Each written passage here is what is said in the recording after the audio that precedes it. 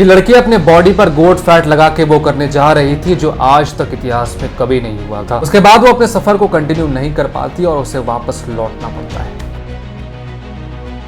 लेकिन वो हार नहीं मानती। 3 दिनों के बाद वो फिर से लौटती है, लेकिन इस बार उसका सपोर्ट सिस्टम चेंज हो चुका था। इस बार उसके साथ थे उसके पिता और उसकी बहन। वो कुछ मील तैरती है, तैरने के बाद अचानक से उसके सामने जेलीफिश का एक पूरा झुंड आ जाता है। उसके पास कोई ऑप्शन नहीं होता, उसे उन जेलीफिशेस से होकर वैसे ही गुजरना पड़ता है। जब वो जेलीफिशेस से होकर गुजर रही होती है तो वो जेलीफिशेस उसकी बॉडी को काटती, वो उसे इतना काटती है कि उसका पूरा बॉडी जख्मी हो जाता है, लेकिन वो किसी तरीके से उससे पार करती है। थोड़ी देर आराम करने के बाद फिर से वो अपना सफर शुरू करती है, लेकिन फिर उसका सामना होता है करंट। लगातार उसको वेव्स का सामना करना पड़ता है। वो तैरती रहती है, लेकिन वेव्स उसको पीछे ढकेल रहे होते हैं। वो पूरी कोशिश करती है आगे बढ़ने की, लेकिन वो आगे नहीं बढ़ पाती। किसी तरह वो अपना तैरना जारी रखती है, लेकिन तैरते तैरते थक जाती है। जब वो थक जाती है तो उसके सिस्टर उसके साथ पानी में तैरना शुरू कर देती है ताकि उसको मोटिवेशन मिले। लेकिन कुछ देर तैरने के बाद उसकी सिस्टर थक जाती है और वापस वो बोट पर लौट जाती है। तैरते तैरते अंधेरा हो जाता है, लेकिन वो हार नहीं मानती। थोड़ी देर तैरने के बाद अचानक से वो देखती है कि दूर से कुछ रोशनी नजर आ रहा है। वो रोशनी कोई और नहीं थे बल्कि उसके दोस्त थे जो उसे रास्ता दिखा रहे थे। कुछ देर तैरने के बाद अचानक से उसका हाथ रेत से टकराता है और वो फाइनली किनारे पर पहुंच जाती है। इनका नाम था ट्रूडी एटरली, जो पहली वुमेन थी जिन्होंने